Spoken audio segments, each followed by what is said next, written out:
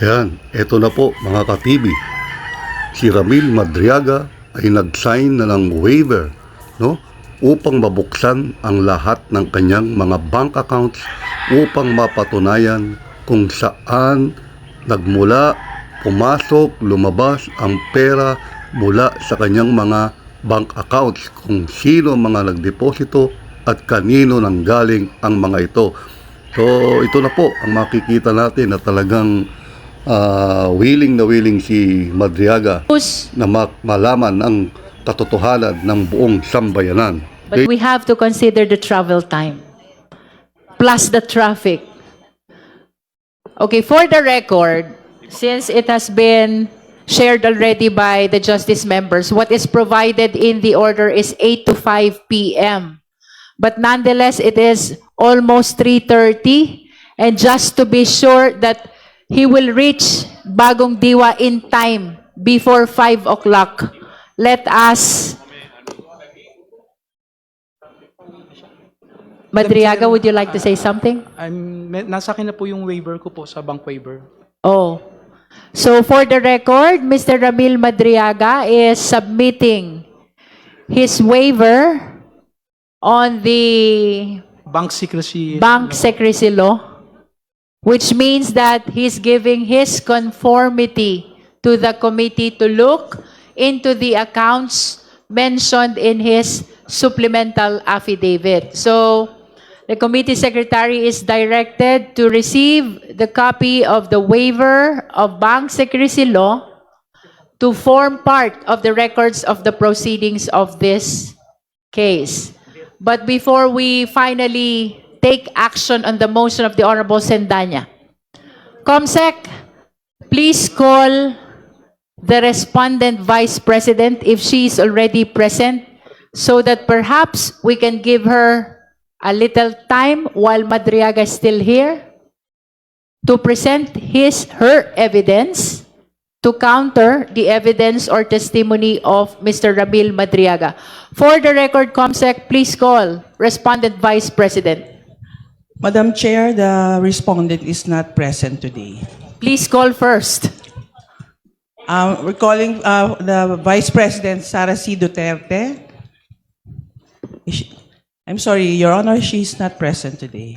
All right. Let it be placed on the record that we called the Vice President to give her the continuing opportunity to present her evidence, including countering the testimony of Ramil Madriaga, but of course that is through the justice members. With that, we go back to the motion of the Honorable Sendanya.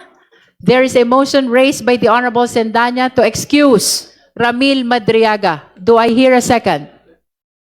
The same has been seconded. Is there any objection? Hearing none, the motion is approved.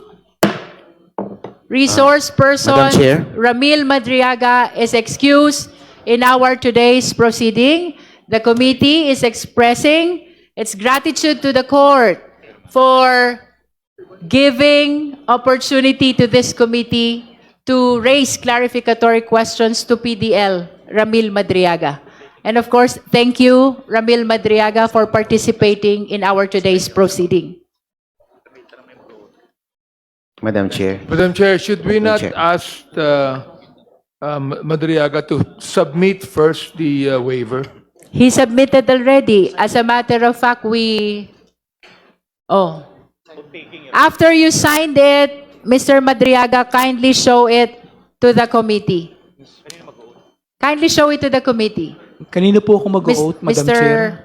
Mag-o-oath po doon sa... Hindi na po mag-o-oath sa... He's already under oath. Yung para po sa waiver po, hindi na po kailangan.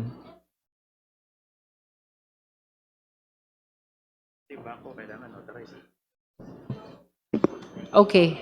So before finally excusing Mr. Madriaga, we are requesting you to stand up to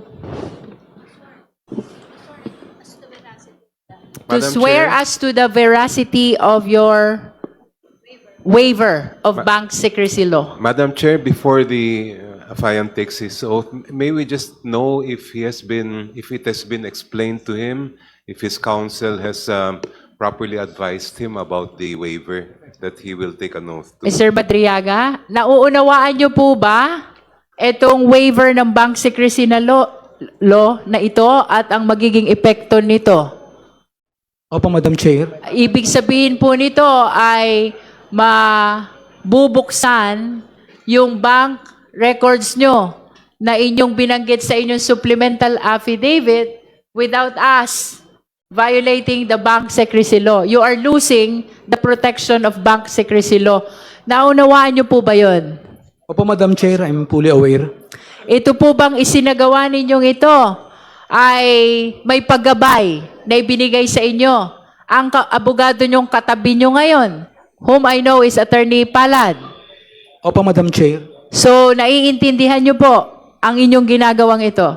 Opo, Madam Chair. Okay. So,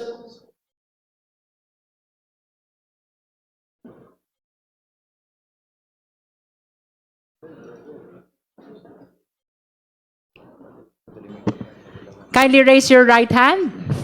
As to the contents of this waiver of bank secrecy law, do you subscribe and swear to the truthfulness of the contents of this document?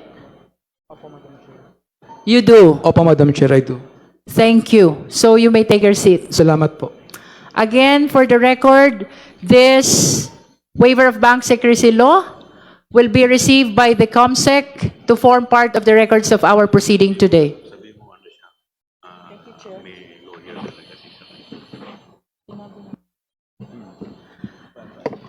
As we have acted on the motion already, the BJMP, the Sergeant at Arms, and the NBI are directed to bring back Ramil Madriaga to his place of detention, safe and sound. Thank you. Ramil Madriaga is excused. Maraming salamat po. salamat Madam Chair. po. To this committee, maraming salamat po. To give time to Mr. Ramil Madriaga, we are temporarily suspending the hearing.